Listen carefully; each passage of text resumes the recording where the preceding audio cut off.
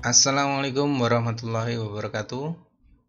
Em, Berjumpa lagi dengan saya, pengampu mata kuliah perancangan arsitektur tematik. Saat ini eh, saya akan berikan beberapa materi perkuliahan atau materi tentang perancangan tematik ini, yang pada pertemuan ketiga ini sebenarnya membahas mengenai konteks, ya, konteks rancangan. Dalam hal ini diwujudkan dalam bentuk tematik perancangan. Jadi kalau Anda seringkali melakukan proses perancangan arsitektur, itu sebenarnya pada satu titik awal ini perlu memahami tentang proses awal yang Anda lakukan itu sebenarnya niscaya dengan melakukan sebuah konteks, ya. Namun pada saatnya di perancangan tematik ini saya akan memberikan gambaran bahwa sebenarnya harus secara sadar sebuah konteks itu dirupakan dalam bentuk tematik rancangan itu harus kita lakukan dengan secara sadar untuk memberikan sebuah nilai atau value terhadap rancangan kita menjadi lebih baik atau lebih bernilai. Nah, pada kesempatan kali ini saya akan berikan ada kurang lebih ada 3 bagian yang harus saya jelaskan, ya. Yang harus saya jelaskan 2 atau 3 bagian lah, ya. Yang pertama tentunya mengenai konsep dasar merancang itu sebenarnya seperti apa sih. Jadi merancang itu sebenarnya kisi-kisi atau poin-poin dasarnya itu yang harus kita lakukan secara keseluruhan itu apa supaya menghasilkan sebuah karya atau nilai, ya. Karena bagaimanapun tujuan akhir sebuah hasil karya rancangan itu adalah sebuah komposisi estetika yang bisa dinikmati dengan baik. Pada hal yang kedua, setelah kita mempelajari konsep dasarnya sebenarnya apa saja, jadi di situ ada elemen-elemen dasar yang saya jelaskan nanti. Yang kedua menyangkut masalah pemrograman, ya. Setelah kita paham elemen dasar sebenarnya pada proses merancang itu kita harus paham tentang pemrograman. Apa sih pemrograman arsitektur itu? Kenapa begitu penting gitu, ya? Kalau Anda nanti berpraktek dalam sebuah konteks proyek yang besar, maka pemrograman itu menjadi sangat penting untuk dilakukan dengan manajemen yang baik. Karena informasi-informasi yang ada bertebaran sebelum perancangan itu harus diorganisir dengan baik, sehingga kita bisa dengan cepat melihat titik-titik permasalahan dan isu-isu dasar yang sebenarnya harus kita angkat, ya. Ya, banyak mahasiswa atau perancang yang pada saat proses merancang itu awalnya tidak memahami atau tidak mengungkapkan, mengidentifikasi isu dasar apa yang harus dia selesaikan sebenarnya. Jadi asal membuat sebuah komposisi kemudian fungsinya ini gitu saja, itu bagi mereka sudah cukup. Apakah itu sudah cukup? Sebenarnya bukan, ya, bukan itu. Jadi tidak cukup seperti itu. Jadi isu dasar kalau Anda ingin berpraktek nanti dan benar-benar itu menyangkut kebutuhan klien yang harus kita selesaikan, ya, isu dasarnya harus diselesaikan. Kemudian yang ketiga adalah penjelasan tentang konteks itu sendiri. Jadi secara etimologis nanti saya gambarkan kira-kira konteks itu seperti apa dan ranahnya, ruangannya, bahasanya itu seperti apa, dan nanti mengaplikasikan itu contohnya seperti apa. Ini akan saya berikan secara ringkas. Dan bagi teman-teman yang khususnya di kelompok kelas A, itu materi ini sudah tersedia semua di e-learning. Jadi Anda bisa download, dan nanti dosen-dosen lain juga akan saya berikan materi-materi ini supaya bisa menjadi referensi atau bacaan, atau paling tidak bisa menjadi panduan kalau kita melakukan. Jadi ada 3 itu.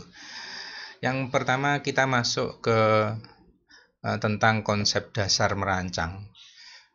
Konsep dasar merancang itu sebenarnya kan ini, kalau Anda melakukan proses perancangan, ya, Anda melakukan perancangan, maka metode rancang yang harus Anda kerjakan pada saat nanti proses perancangan itu harus clear dulu, ya.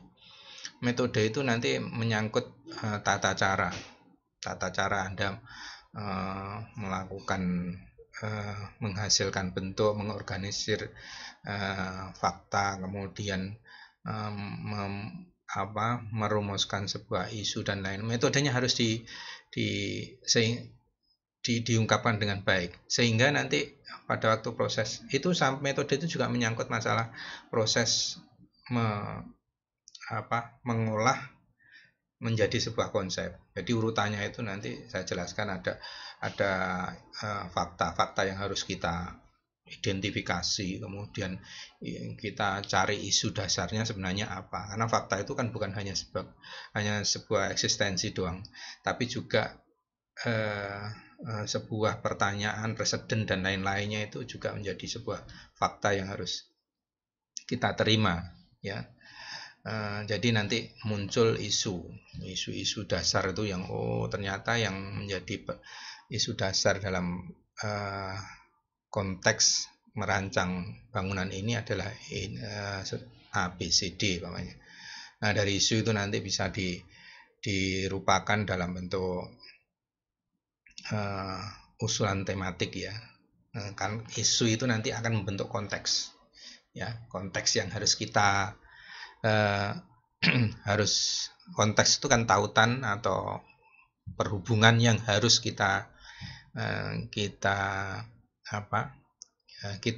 lakukan, ya, kita pahami, dan kita identifikasi, kita hubungkan dengan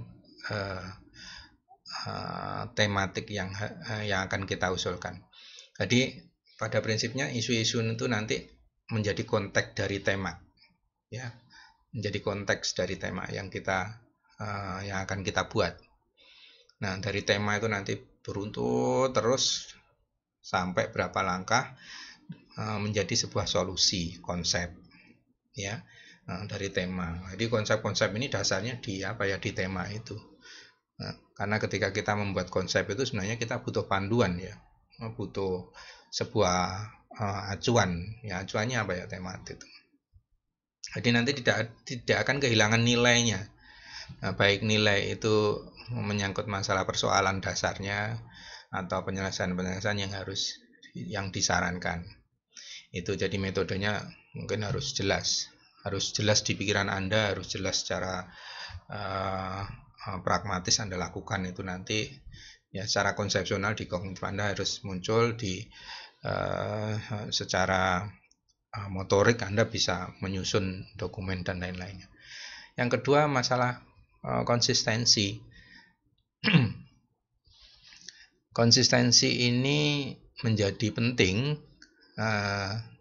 karena ketika kita membuat sebuah mekanisme pertanggungjawaban, itu dibutuhkan sebuah tahapan, urutan dan lain-lainnya yang bisa dibaca dan dipresentasikan, kemudian dievaluasi. Nah, karena menyangkut ini bagian dari metode itu sebenarnya, maka dibutuhkan konsistensi. Konsistensi itu berarti keterkaitan antara yang satu dan lainnya secara logik, ya. Itu nanti Anda akan banyak manfaatnya ketika Anda presentasi, tugas akhir, atau presentasi perancangan di sebuah biro atau yang lainnya, atau lomba, ya.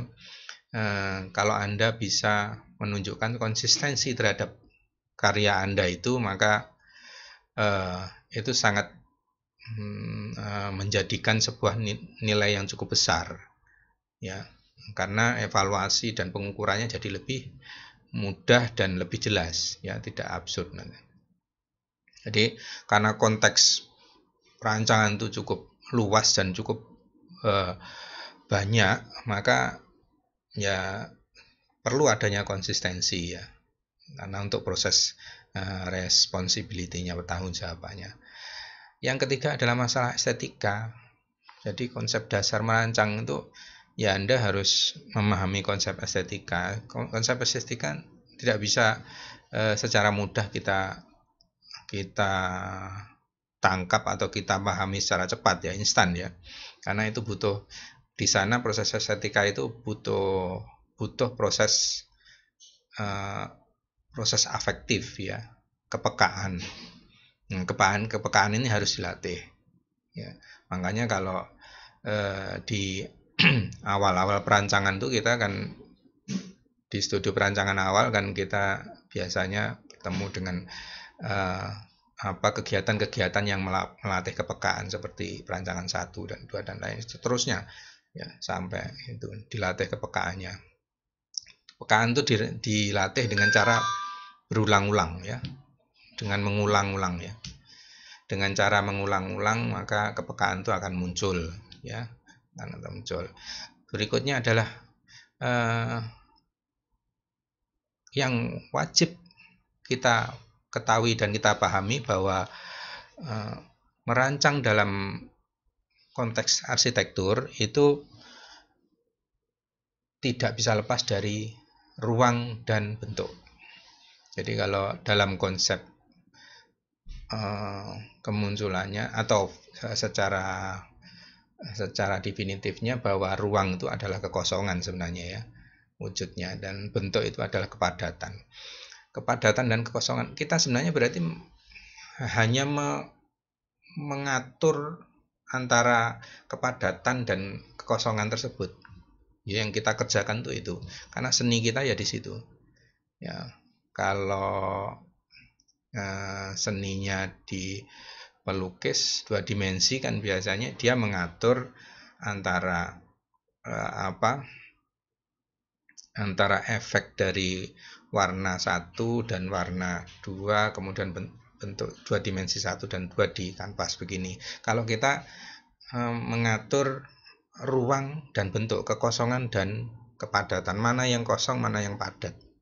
Yang kosong itu bisa dimanfaatkan sebagai guna, kepadatan dipakai untuk membatasi, ya, untuk membatasi kekosongan tersebut, ya. Apakah semua perlu dibatasi? Ya, tergantung, ya, tergantung sekali dengan konsep kita sebenarnya mau apa. Yang ruang itu ruang yang sangat berhubungan dengan keterkaitan dengan ruang luarnya, di luar fungsi yang dibatasi apa enggak, ya. Kalau banyak keterkaitannya ya berarti bentuknya juga akan menyesuaikan, ya, kepadatannya menyesuaikan. Dan ini sangat menarik kalau kita kembali ke makna dasar merancang ruang arsitektur itu seperti itu. Jadi nanti kita bisa lebih leluasa untuk membuat sebuah komposisi ruang, kekosongan dan kepadatan menjadi lebih menarik. Jadi tidak tergantung pada template atau pola-pola pattern yang sudah muncul. Jadi kembali saja ke sana, bahwa kekosongan dan kepadatan. Apakah kekosongan itu bisa digunakan atau tidak, ya, Anda nanti melalui studi tertentu. Kemudian guna dan fungsi. Nah, ini tadi saya bilang kekosongan dan kepadatan itu akan membentuk sebuah nilai ketika ada guna dan fungsinya, karena yang kita buat, ya, karya seni yang kita buat ini adalah karya seni yang berhubungan dengan lingkungan binaan. Lingkungan binaan itu apa? Yang lingkungan binaan itu berarti lingkungan yang digunakan untuk berhabitasi manusia, makhluk hidup, khusus yaitu untuk manusia, untuk membuat sebuah pola hidup tersendiri yang biasa dia gunakan. Nah, jadi karena lingkungan binaan ini, maka ada trik atau langkah-langkah yang harus kita perhatikan untuk membuat atau merancang ruang dan bentuk ini, mengatur kekosongan dan kepadatan ini menjadi berguna dan bisa berfungsi, ya. Ya, berfungsi itu secara aktivitas berarti dapat kita pakai. Berguna itu berarti ada nilai-nilai tambah yang gunanya lebih besar daripada itu. Jadi prinsipnya paling tidak konsep dasarnya merancang itu harus Anda pahami, atau Anda Anda harus mampu untuk memanajemen faktor-faktor yang ada di sini nih, metode perancangan, kemudian konsistensi, estetika, ruang dan bentuk, guna dan fungsi. Nah, saya masuk ke bagian kedua. Tadi kalau konsep dasar itu menyangkut dasarnya kita merancang, itu berlaku untuk semua sebenarnya ya. Yang kedua ini kita menyangkut pemrograman, ya, pemrograman dengan isu dalam proses desain arsitektur. Ya, ini sebenarnya saya sadur dari tulisannya, saya sadur dari bukunya Donna P. Dweck, ya.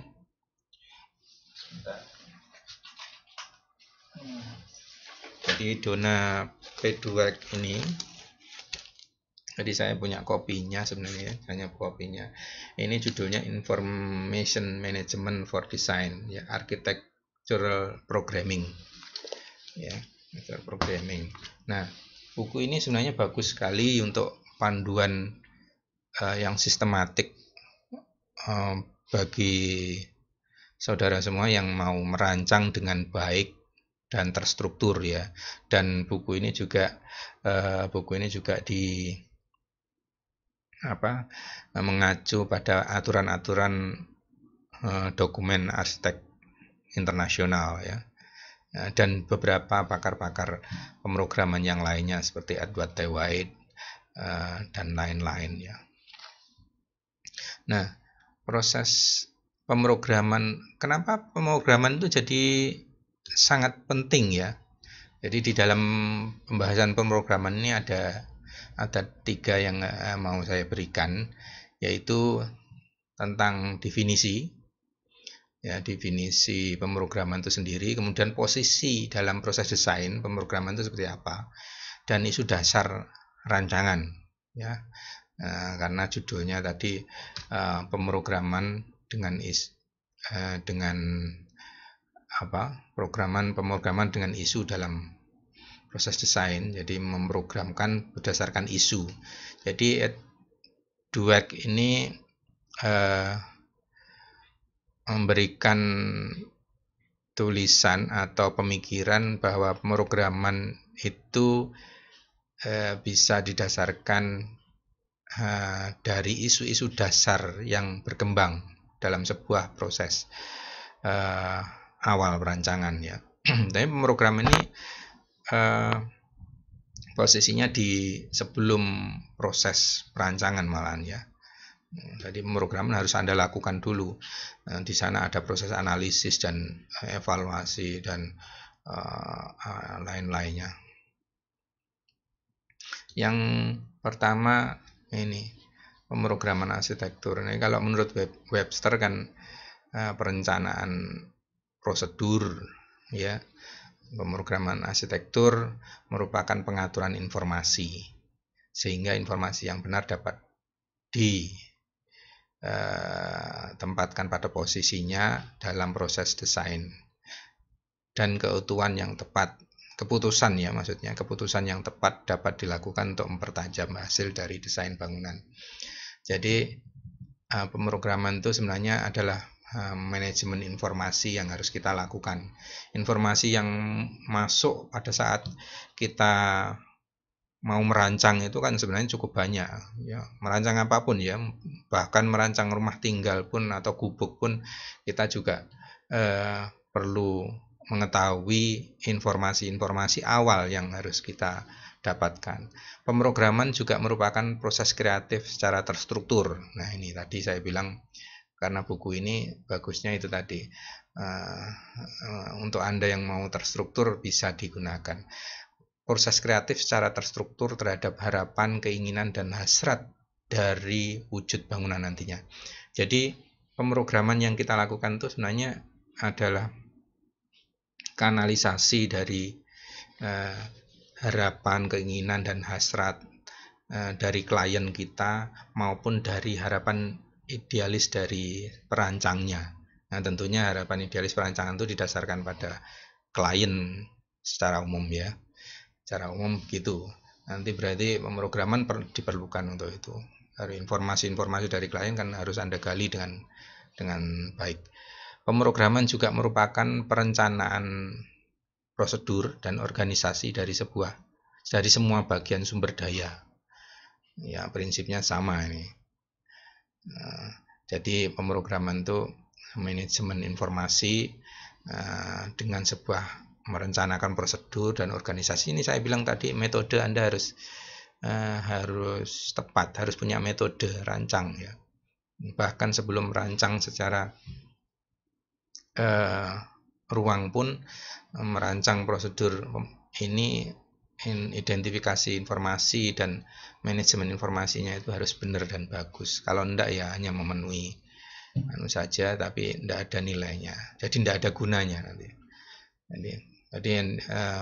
Jadi perencanaan prosedur yang sistematis dan terorganisir itu dengan data-data dokumen yang terorganisir maka akan membantu ya, membantu kita membangun sebuah konteks desain ya. Konteks desain itu yang nanti kita wujudkan untuk tematik. Pemrograman adalah pengumpulan, pengorganisasian, analisis, penginterpretasian, dan pemaparan dari informasi yang relevan untuk proyek yang desain. Ini termasuk studi-studi preseden itu ya sebenarnya bagian dari pengumpulan informasi ya, pengumpulan fakta yang ada. Jadi Anda organisir di sana. Di studi-studi preseden itu kan Anda mendapatkan informasi yang cukup banyak ya, baik yang berupa tipologi maupun beberapa peraturan-peraturan atau karakteristik yang umum yang berjalan, yang umum yang kita terima. Dan mungkin saja karena adanya sebuah kebutuhan, kita bisa jadi membuat sesuatu yang tidak umum dari studi tersebut ya. Dan ini perlunya sebuah interpretasi dan analisis ya yang kita lakukan melalui pemrograman. Jadi itu secara definitif itu. Dan Dweck sendiri membagi untuk memudahkan saja, sebenarnya tidak harus ini ya, tidak harus terbagi menjadi dua ini, tapi menurut dia dimudahkannya membacanya pemrograman itu ada dua, yaitu analisis dari kondisi existing, yaitu site, profil pengguna, kode, batasan dan iklim dan proyeksi masa depan. Jadi kebutuhan mata. Jadi kalau Anda membuat sebuah bangunan rumah tinggal atau bangunan gedung dan lain-lainnya, itu selain analisis kondisi existing yang Anda proyeksikan untuk kebutuhan saat ini, tapi juga yang kedua adalah proyeksi untuk kebutuhan masa depan ya. Kemudian masa depan berarti post design ya, post design. Jadi setelah desain itu terbangun, jadi Anda juga membuat referensial tentang proyeksi masa depan itu dibutuhkan ya sebenarnya. Anda wajib memberikan gambaran itu sebenarnya ke klien kalau mau ini ya. Jadi beberapa kriteria desain yang harus dipertemukan atau diselesaikan agar supaya cocok dan termasuk. Di sini adalah misi, tujuan, konsep. Ya. Berikutnya setelah definisinya kita tahu sebenarnya pemrograman tadi ya, pemrograman tadi. Posisi pemrograman itu sebenarnya ada di mana itu ya? Posisi pemrograman karena kalau kita bicarakan kita merancang, Pak. Kenapa harus memprogram? Nah, itu tadi pertanyaannya, kenapa harus memprogram ya? Sudah ada gambaran di awal itu karena pemrograman ini kan untuk mengorganisir informasi-informasi itu menjadi isu dasar, dan isu dasarnya nanti dipakai konteks sebagai. Nah, posisi pemrograman itu kalau kita lihat dari ini diambil dari standar dokumen menurut AIA ya, Ikatan Arsitek Internasional, membagi desain proses menjadi beberapa tahap ya. Standarnya seperti ini, standar konvensional seperti ini. Jadi ada pre-design service termasuk di situ. Nah, ini termasuk pemrograman ya, pre-design service. Jadi sebelum pra-design itu Anda harus membuat pemrograman, itu standar internasional itu yang harus dibuat. Ya, kalau kita secara umum di sini ya kita melakukan, ada yang mengistilahkan membuat studi ya, membuat riset ya, yang dijadikan untuk reference nantinya ya. Studi preseden itu adalah bagian-bagian kecil remah-remahnya dari proses pemrograman. Kemudian ada schematic design. Jadi kalau Anda sudah mendapatkan informasi yang cukup banyak, maka Anda wajib membuat skematiknya sebenarnya, perhubungan apa yang muncul sebenarnya dari kondisi fakta tersebut. Kemudian juga design development berarti ada proses pengembangan dari skematik itu dikembangkan menjadi gambar yang lebih detail, yang lebih lengkap. Kalau sudah pre-desainnya muncul, construction dokumennya nanti disusulkan melengkapi di dalam pre-design tersebut.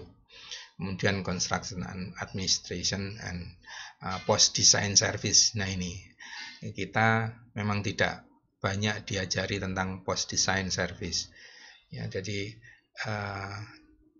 kita biasanya pendidikan merancang hanya khusus untuk diajari pada proses membuat bentuknya saja. Jadi sebenarnya sangat kecil ya posisi kalau menurut standar ini ya. Tapi ini bisa jadi gambaran keputusan apa yang bisa Anda lakukan untuk melengkapi diri Anda sendiri ya. Kemudian yang berikutnya, setelah posisinya kita tahu, posisinya berarti tadi ada di awal sendiri sebenarnya pemrograman itu. Pemrograman berdasarkan isu ya, berdasarkan isu. Nah, isu rancangan ini ya sudah sering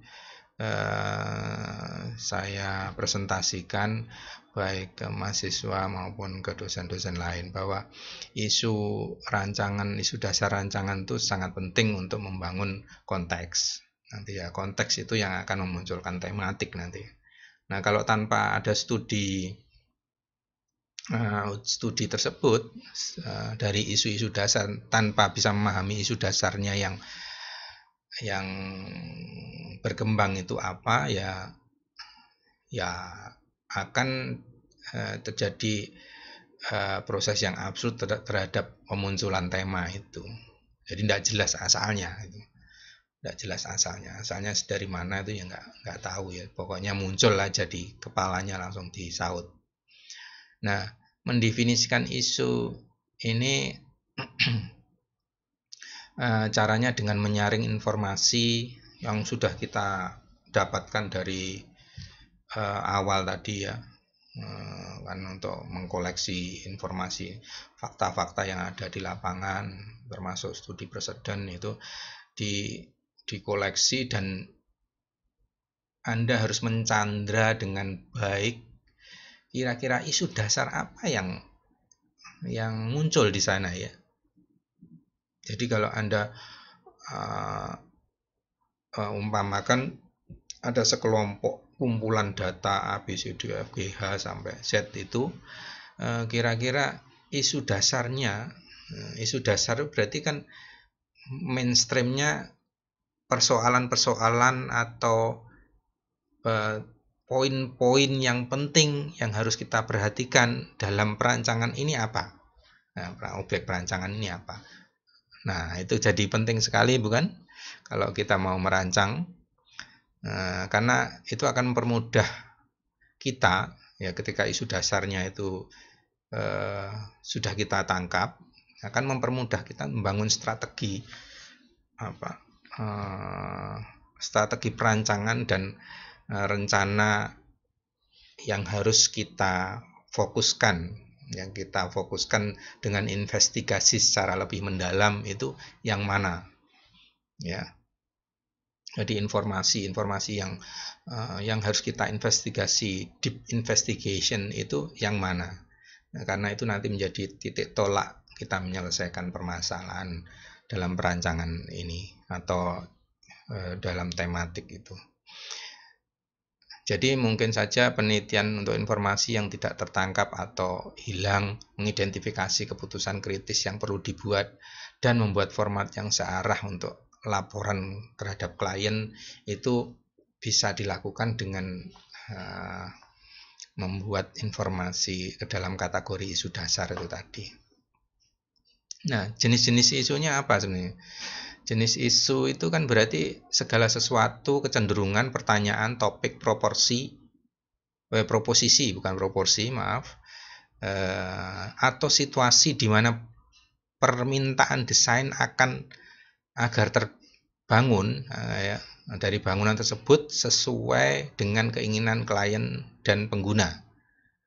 Nah, di situ jelas bahwa isu itu berarti segala sesuatu, kecenderungan, pertanyaan, topik, proposisi atau situasi ya, apapun itu, di mana permintaan desain agar bangunan tersebut sesuai dengan keinginan klien dan pengguna. Jadi sekumpulan informasi itu dikumpulkan dan dikategorisasikan, yang termasuk di situ kecenderungan tren ya, tren itu, terus kemudian pertanyaan-pertanyaan yang muncul, kenapa kok ini, kenapa kok itu ya,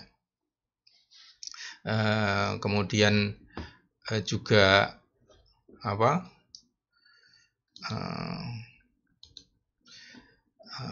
kemudian juga masalah topik, proposisi itu berarti ada sebuah pernyataan ya, pernyataan baik umpamanya klien itu gini biasanya. Nah, itu dia membuat pernyataan yang dengan kebutuhan dan dalam cara pandang mereka sendiri. Nah, kemudian juga situasi, mungkin situasi sekarang dan dulu juga berbeda, posisi dari site juga berbeda situasinya ya. Nah, itu akan nanti membentuk sebuah sebuah batasan-batasan yang akan disesuaikan dengan keinginan klien dan pengguna nanti, karena yang menggunakan itu harus sesuai.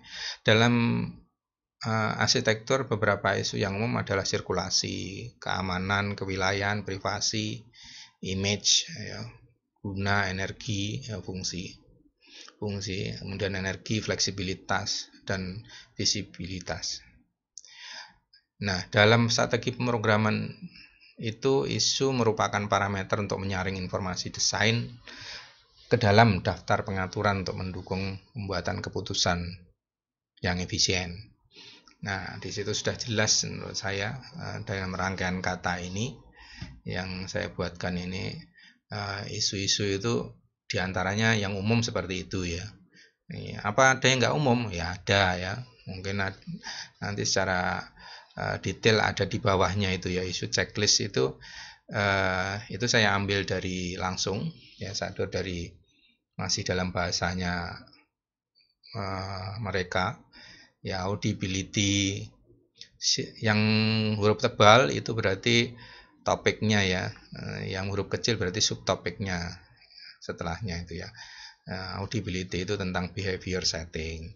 Sirkulasi itu tentang informasi, material, parking, pedestrian, vehicle. Convert itu physical, bisa psychological.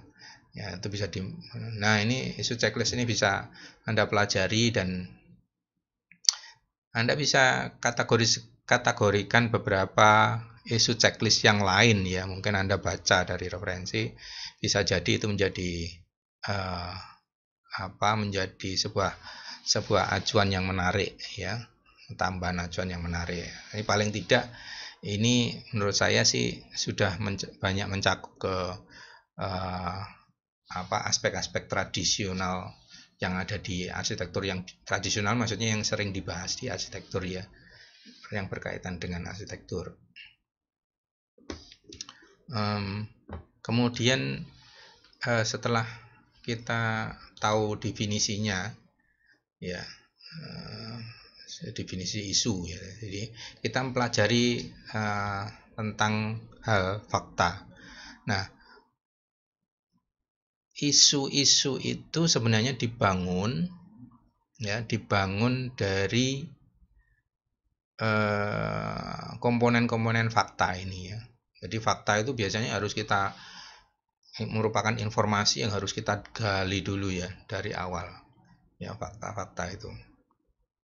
Nah, itu nanti dikategorisasikan bisa masuk ke dalam isu-isu yang menonjol ya, isu-isu dasar yang yang mungkin menjadi bahan kajian yang lebih dalam ya.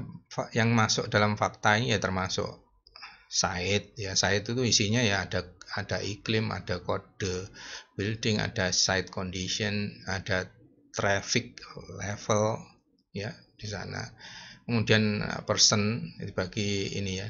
Selain site, fakta itu dibagi menjadi yang berkaitan dengan person, pengguna. Itu adalah aktivitas, analisis umur, grup, antropometrik itu bentuk ya. Disability, environmental, history, number of people, grouping ya, penggrup-grupan ya, pengelompokan, termasuk karena sebuah organisasi ya. Kemudian perceptual ability, personality, rule ya, values.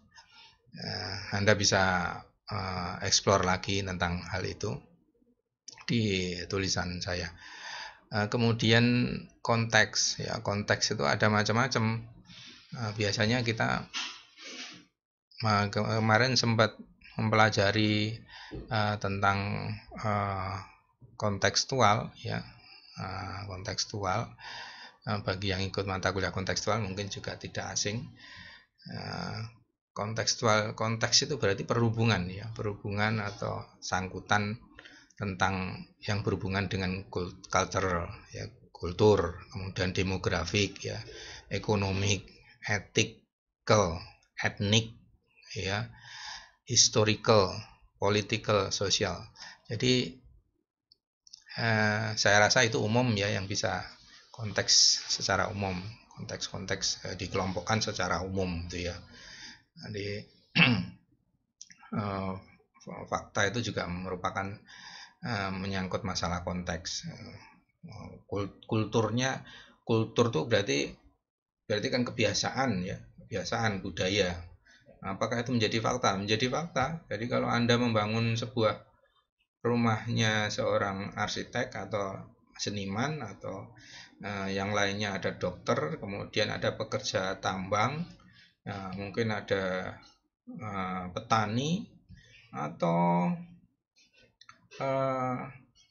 secara ekstrim Anda bisa membuat fungsi-fungsi dari profesi tertentu ya.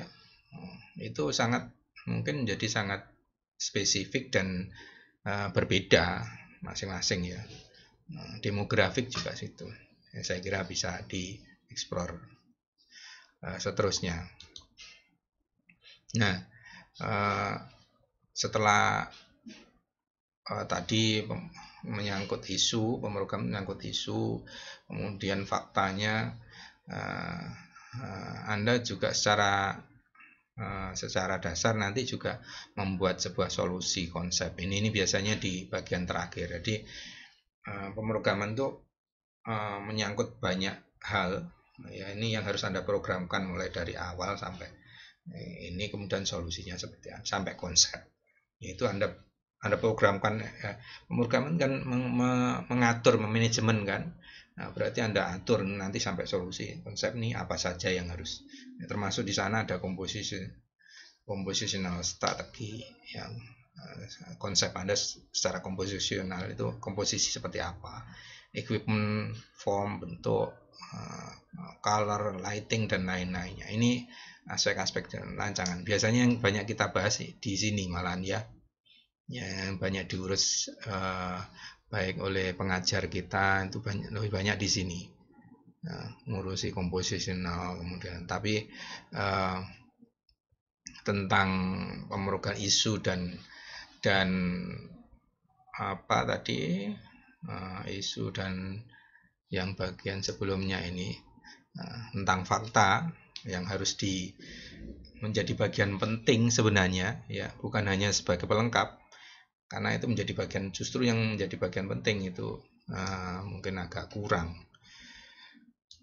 Baik, saya lanjutkan ini yang bagian ketiga ya, setelah pemrograman tadi, konteks. Sekarang konteks pada rancangan. Nah, ini berkaitan dengan ini tadi. Nah, ini konsep ini yang harus kita selesaikan ya, biasanya yang kita selesaikan diublek-ublek ya, ini di sini biasanya. Kalau sidang pun yang diublek-ublek ya di sini banyak ya, banyak. Karena padahal di sini itu aslinya dasarnya itu dari ini dan ini ya. Ya, dari ini dan ini, di isu dan fakta itu. Ini dasarnya itu. Sehingga muncul sebuah konteks atau tema dalam arsitektur. Jadi kalau Anda membuat sebuah rancangan, mau membuat tema ya Anda harus melakukan studi dahulu ya. Harus Anda selesaikan studi, termasuk salah satunya studi preseden, terus studi terhadap fakta-fakta yang ada ya. Fakta-fakta, informasi yang ada tadi kan bisa diorganisir dengan masalah, bisa proposisi, bisa pertanyaan, bisa pernyataan, bisa yang lain-lainnya yang bisa menjadi panduan atau mempengaruhi hasil rancangan nantinya. Nah, sebenarnya mengawali merancang arsitektur itu seperti apa? Dari mana gitu ya? Kita kan sering kali bingung. Jadi mulainya itu kok ngendi ini ya. Sebenarnya kita mulai itu dari mana? Apakah dari menyusun program ruang dulu, atau menyusun, saya biasanya malah tidak bisa Pak, saya harus menyusun, harus menggambar ngoret-ngoret ngawur baru ya. Satunya lagi, saya tuh harus tidur seharian dulu Pak. Atau kita ada beberapa mahasiswa merancang harus melakukan survei dulu ya. Saya harus survei, tidak bisa Pak kalau tidak bisa survei. Nah, seperti itu ya. Secara prinsip sebenarnya semua itu sah saja ya, karena merancang itu karena merancang itu kan konteksnya cukup banyak ya. Ya, kalau kita lihat yang ada di otak, di kepala kita itu ketika mau memulai mendesain tuh langsung muncul semua ini. Kadang-kadang saking munculnya ini cukup banyak, jadi di kepala kita akhirnya ya malah justru membingungkan, karena informasi bisa saling silang muncul dan itu bisa membingungkan. Nah, kalau kita gambarkan sebenarnya seperti ini, sederhana ya, karena faktornya itu penyusunnya tadi cukup banyak ya. Kita mau secara teoretik sebenarnya kita mau melangkah dari manapun oke, tidak masalah ya, tidak masalah mau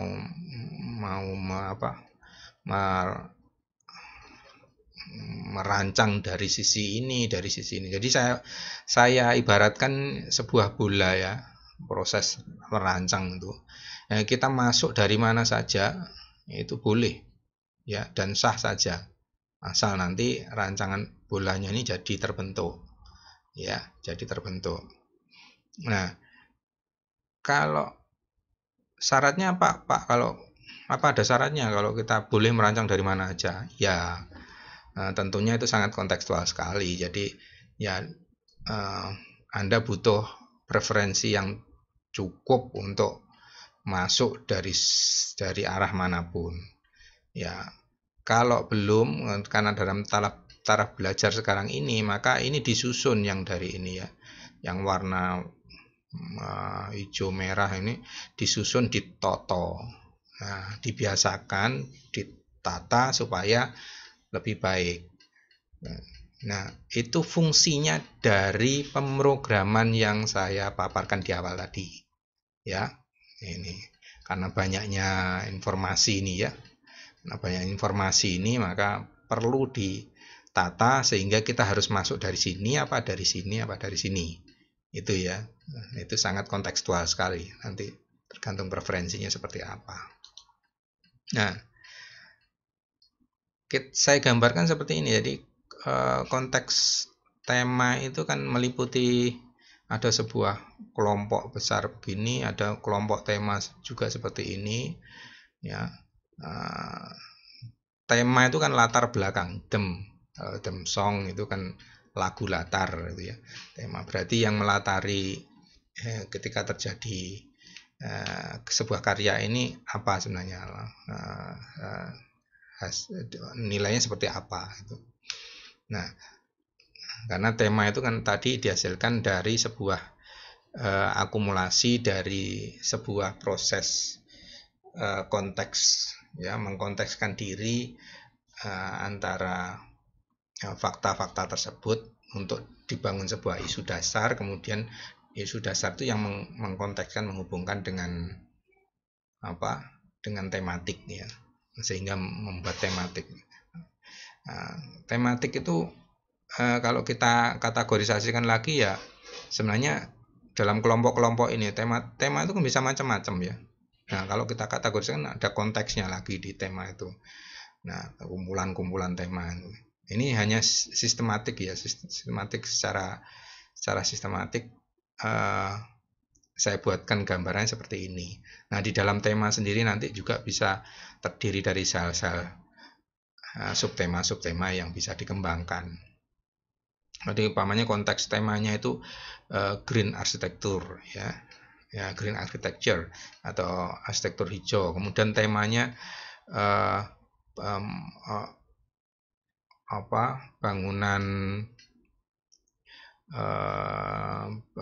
bangunan hijau ya, atau bangunan hemat energi ya, atau yang sering digunakan anak-anak itu apa yang kemarin yaitu termasuk salah satu tema yang bisa di dalam konteks bangunan hemat energi tersebut Anda membuat sel-sel subtema lagi di dalamnya untuk membangun interiornya, untuk membangun lobbynya, untuk membangun dan lain-lainnya. Dan lain-lain. Jadi itu kita harus bisa bekerja secara terstruktur tadi. Nah, ini salah satu yang harus kita bangun dalam proses pemrograman. Nah, ini konteks tema yang muncul di salah satu bukunya. Ini saya ambil dari bukunya Jeffrey Becker ya, Design Strategy in Architecture itu. Saya anggap ini sebuah konteks tema yang bisa dipakai ya, Anda bisa cari informasi lebih detail ini di internet maupun di buku aslinya juga sendiri atau yang lainnya. Ada kalanya kita bisa di luar ini ya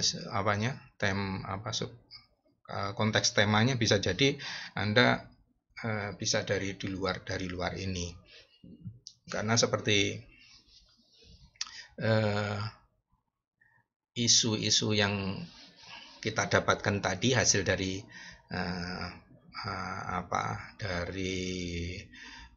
kristalisasi fakta-fakta tadi, itu bisa jadi menjadi sebuah tema juga akhirnya, ya bisa membuat jadi sebuah tema, ya isu-isu yang tadi. Tapi biasanya kalau isu-isu itu kan sifatnya lebih antara pragmatis dan konseptual, ya, dan abstrak, ya. Posisinya di sana biasanya isu-isu itu. Jadi menjembatani antara sesuatu yang tujuan idealis secara konseptual, abstrak, dengan kebutuhan-kebutuhan pragmatis fisik di lapangan, ya, kebutuhan pragmatis. Itu biasanya isu-isu di sana. Kalau konteks tema ini melangkah lagi setelah isu, berarti muncul konteks tema yang bisa Anda kategorisasikan. Nanti tentunya tema ini, baik konteks tema bisa jadi konteks tema sama tema juga sama ya posisinya, bisa jadi seperti itu, tergantung Anda sendiri untuk mendeskripsikan. Yang penting bahwa tema latar belakang dari sebuah karya rancangan itu harus muncul sebagai pegangan untuk atau panduan untuk membuat tujuan-tujuan yang lebih spesifik secara pragmatis, secara aplikasi, ya, kegunaan di fisik, ya, secara kegunaan fisik. Nanti harus disamakan seperti itu. Jadi seperti monumental architecture dan struktur seni sebagai simbol, meaning in use, ini primitive arsitektur, ini bisa jadi konteks tema ataupun tema, ya, yang bisa Anda pakai dalam proses rancangan. Ini kategorisasi, ya. Sedangkan temanya biasanya lebih spesifik, ya, namanya meaning in use, jadi nilai dari sebuah kegunaan, arti dari sebuah kegunaan itu Anda membuat tematik lebih spesifik lagi, ya, lebih spesifik, lebih menyangkut pada aplikasi di rancangan, ya, itu temanya di sana. Saya kira itu yang bisa saya jelaskan. Sebenarnya masih banyak kalau kita bahas tema ini, ya, bisa kita lakukan eksplorasi lebih dalam. Cuman nanti kita bisa bahas dalam